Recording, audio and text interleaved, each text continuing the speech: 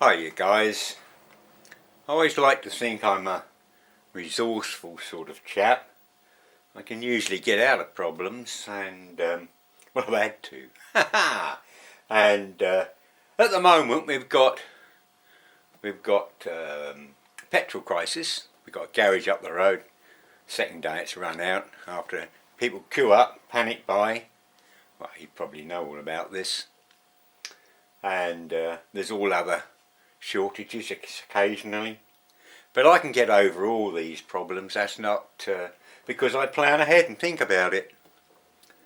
Back in the 1970s I ran a little shop in the village, metal crafts. We sold fires, firebacks and crafts I made, and in the middle of this little shop was a wood burning stove also, which was good for an advert, and of course it heated the shop.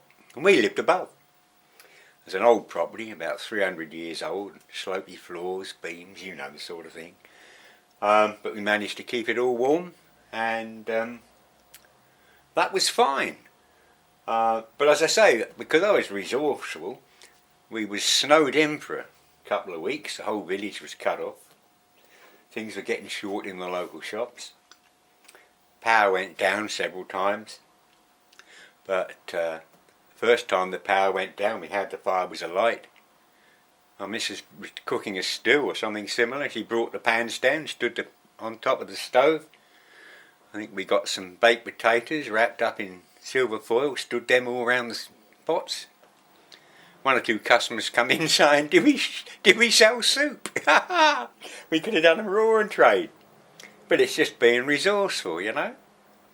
And there's a pub next door, and I liked the pint, so I'd often pop in there. It's not there now, of course. I'm going back in the 70s, late 70s. And when the power went down, we'd had a nice meal. I sat and watched my favourite programme on the television because I'd rigged up a little inverter on a old car battery, or big old car battery I'd salvaged, a couple of them, and charged up in advance. So I was able to watch the favourite programmes. My house was alight with colour because I had tilly lamps that I'd use for fishing and all this sort of thing. And I thought I'd go for a pint. So I went next door, and it was all dimly lit, and I walked in the door and they had two candles. One candle, small candle by the till so they could give change, and one stood on the bar. And everyone was in there all quiet and dim, hanging on to their pints like grim death, you know. I thought this was ridiculous. So I'd nipped back home, went in with one of my tilly lamps, went in with a blaze of light. Big cheer goes up, hooray! Well, I don't think I paid for a pint all night. I hung it up on the chandelier in the middle of the big room there, and that was brilliant. And none of them realised sort of how I work these things. Well, I plan in advance. We've currently got supply shortages, fuel-wise. As I say, there's a garage up the road. That ran out within an hour yesterday, and it's run out within an hour today. People panic buying. There was no need. They brought this problem on themselves. But anyway, I won't get into the politics of all that and our crappy government. But back in the old days, I had tilly lamps and so forth. Nowadays, of course, you've got modern torches with LEDs. I mean, they last for ages. I take it you've got one of these, sort of something similar to this. This is just a cheapio thing. You can stand that in any angle. It's got magnets, so you can stick it up to something. It's got a hook. You can hook it up on your sort of thing you carry in your car, in your glove department, or why don't you? You should do. This is great. Gives a real terrific light. That's the maximum light. That's half light, and that's the torch. And that's off. As I say, very handy. Another magnet there, by the way.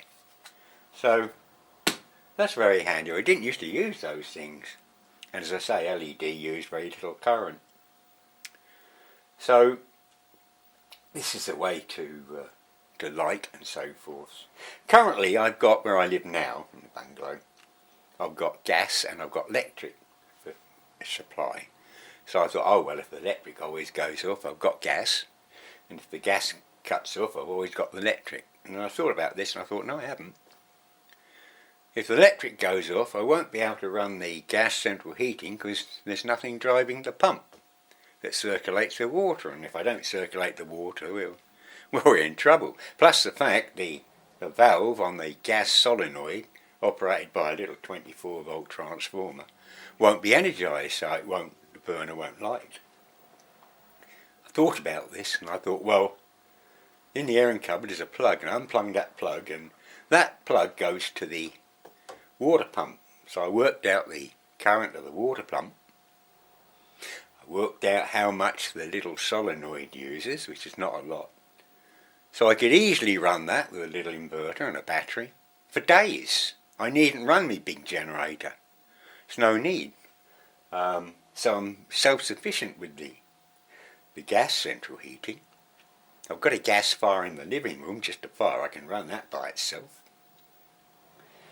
So that's if the gas goes down. If the electric goes down, we're on lights. Just showing you this, how absolutely super this type of thing is. Doesn't have to be this one. And this one runs on 3 AA batteries. An AA battery approximately, don't jump on me from a high, but approximately gives out something like 2,500 milliamps,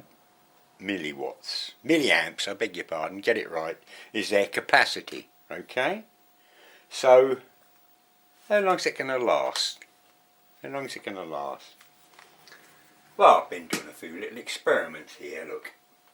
And what I've done, I've got a piece of plastic, just a little piece of plastic, and I've stuck a piece of copper foil down each side. This stuff you can do for craft work, and it's sticky. And it conducts electricity, of course.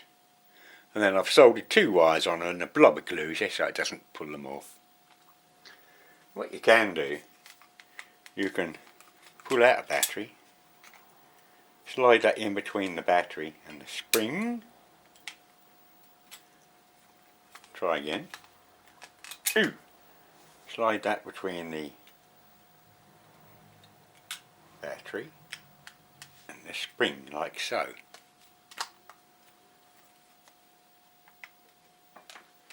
Right. Now it won't work until I join them together, okay? So if we go on to current, here's a lead there. I'm on 250 milliamp scale. This is the brightest light. I'll turn that away. And we're drawing just over 150 milliamps.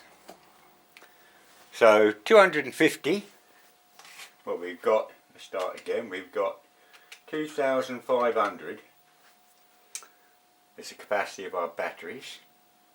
Divide by, what did I say? 150 gives us 16.6 hours of continuous light. If we go on a lower setting, we're now down to about 100 milliamps.